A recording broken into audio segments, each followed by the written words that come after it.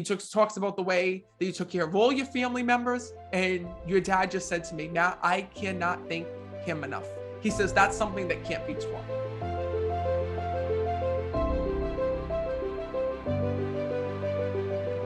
First of all, I have to tell you that your dad is so shocked that you're here right now, because he goes to me, Matt, you don't understand. He goes, my son would never let anybody drag him to a psychic medium and to come like this. He says, you're lucky you can do it at home, because my son would never come and see you in person, he tells me. Correct. So first of all, I have to tell you that when I'm connecting with your dad, right, he's been waiting so long to deliver this message to you and to speak to you one-on-one. Because when I'm connecting with him, he says, Matt, he says, first of all, I want to thank my son for the man that he was here in this world. Because when I'm connecting with him, he says to me, Matt, we had a lot of ups and downs in our relationship with one another. And your dad says to me that the two of you loved each other, but he also tells me that there was separation between you and between him here in the physical world. Do you understand that? He tells me it was because he started getting sick here in this world. Yeah. When I'm connecting with him, I'm going to be honest. Your dad said to me, Matt, I have to tell my son that who he saw before I died was not the real me. Because when I'm connecting with your loved one, sometimes our illness or what we go through affects us in different ways. He says to me this, he says, what I need him to know is that on the other side, I am no longer like this. He says that before he died, there was so much frustration that your dad was going through, because first of all, this was a man who had suffered before his passing here in this world, because I'm seeing that. And right away, when I'm connecting with your dad, I keep feeling all of this pain in through my chest when I'm speaking to him. And he keeps making me feel like I can't breathe when I'm connecting with him. So do you understand the issues with the lungs and the backing up? He had stage 4 emphysema for 20 plus years before passing. Your dad shows me that before he had died, he keeps telling me about the last 5 years of his life. And your dad tells me that he changed as a person because he didn't want to leave the house. He didn't want to go and do anything. Like, it was so hard to get him out and to have plans with him and for him to be a part of your life in that way. Do you understand that? Sure. Because he shows me missing family gatherings, missing family events, like you trying to take him out, even like to go for dinner. Your dad would always stay home. He wouldn't want to leave. And it was because of the way that he was feeling. He says, Matt, please let my son know that the one thing that I wish is I wish that my health didn't rob me of so much of my life here in this world. Because I thought by not coming that I was just the one missing out. He says, but really, he says, I feel like I let you down because you feel like you missed out, or that I missed out on certain moments of your life. And what your dad is telling me is that even though he didn't get to see everything here in this world up close and personal because his health stopped him, he says, I've seen everything from the other side, everything that I missed or anything that I didn't get to be a part of. And he's bringing that up. What he wants to let you know is this: when I'm connecting with your dad, like when I tell you this man had suffered, he showed me all that was going on with him.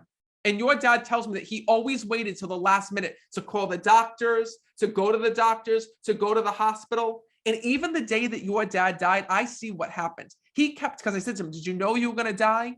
And your father says, it feels like somebody was sitting on my chest. And your father tells me, I was waiting for it to pass. That's what he tells me. This wasn't the first time this happened. This is amazing. I love when souls communicate so clearly with me. I see your dad, okay, on a couple of different occasions. He had this big overstuffed chair. It was like a big recliner here in the physical world that I'm seeing. And your dad shows me him like sitting in this chair, and I see him going and like holding his chest like this. Like there were many times when I feel like he would get this constant pain that was here and he would wait for it to pass. Do you understand that? And I heard him say, Matt, the day that I died, he tells me that he was waiting. He says, I was just waiting for it to pass. I was just waiting for it to pass. I didn't know that this was going to take me in this way. He actually is also showing me a medicine cabinet when I'm connecting with him. So when I see a medicine cabinet, that's his way of showing me that he was taking different medications, like over-the-counter medications or some of his medications, thinking that he could have stopped this. Do you understand that? But your dad said to me, Matt, I had gone through, because he's going like this to me. He's like, Matt, you don't understand. I had gone through so much with my health. He says that there was nothing that I didn't have, your dad tells me. There was nothing that I didn't experience, meaning pain and things throughout his body.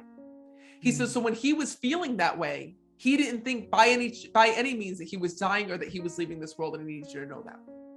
But he wants to apologize for two things. He wants to apologize for the way that he left this world and the way that he was found. Because You feel like you never got any closure with your dad's passing. Yeah. And that's the reason why he's here, right here and right now. I was down in the Baja Peninsula, 100 miles off coast, long range fishing when he passed away. So I felt very helpless when I found out. But know that this is your dad's way of telling you the truth and letting you know that here in this world, with all the things that he went through, he did not want you to worry about him one bit. That's just how he was. And I'm asking your dad, like, well, you know, was there anything else that you felt? Was there? And this is what your dad's telling me. He says, Matt, I had been sick for so long, I didn't know anything else. All your dad knew at the end of his life was how to take care of himself. And that's the reason why he wouldn't let anyone else take care of him. Because your dad tells me that he felt like he knew everything about his life, about his illness, about his medications. Like your father just showed me all medication bottles on the side of him. And he's like, I take this for heartburn, I take this for this, I take this for that. And he showed me like all of his medications and his regimen. And like, he wouldn't let anybody else come in and tell him what to do. Does that make sense to you? Yes. Except his wife. So know that even with her, because when I'm connecting, he says to me from the other side that he was in charge of all of this. Like he knew what he had to take. He knew what he was feeling. He knew all these things. So that's the reason why he doesn't want you to feel any guilt, any pain, any hurt whatsoever over the way that he died. That's good. He says to me, because Matt, if there's one thing that I want to let my son know, he says is that watching him grow up and being the man that he is today is something that kept me going. Your dad tells me that you've always been an extremely hard worker here in this world. And your dad is telling me, even to this day, that you work and you work and you work and you work. And your dad's saying, take some time for yourself. Take some time for yourself. He's telling me. He says to me, because if there's one thing that he could have done differently in his life, it would have taken some vacation, gone on some road trips, ventured out a little bit more. He says, and Matt, I don't want to see my son make the same mistake that I did. I'm also hearing something else. I keep hearing Anthony. Is there Anthony or Tony? That's him. Oh, that was his name. Yes. Because he keeps whispering that to me as well. Shut the hell up. So were you just saying in your head, if he says my dad's name, I'll know that this is real? Because your dad kept saying to me, you have to say Anthony. You have to say Anthony. No, you had too many spot-ons to know this is real. Well, please know that that's your dad's way of acknowledging that, because you can understand, to me, when they come through, they start hitting me with all these visions, all these things. And your dad kept saying, whispering, say Anthony, say Anthony. So that being your dad's name, it's his way of validating to you, because you're telling me, Matt, you had too many spot ons for me to not know it's real, but your father's also ratting you out. And your father's like, Matt, you don't understand my son. If you don't nail this right now, he's going to go back and say, that was all right, but I don't know if that was my father. So please know that this is his way of letting you know from the other side that this was really him. And there's one more thing your dad wants to thank you for. He says to me, Matt, he says, I couldn't have taught my son the things that he did here in this world. And one of those things is taking care of your family. He wants to thank you for always putting your family first. He wants to thank you for taking care of everybody, even while he was alive. Because your dad tells me, because of that, when your dad died, he didn't have to worry about anything. He talks about the way that you took care of your mom. He talks about the way that you took care of all your family members. And your dad just said to me, Matt, I cannot thank him enough. Because he says that's something that can't be taught. So please let him know that. Thank you. You're so welcome. Thank you guys so much for being here.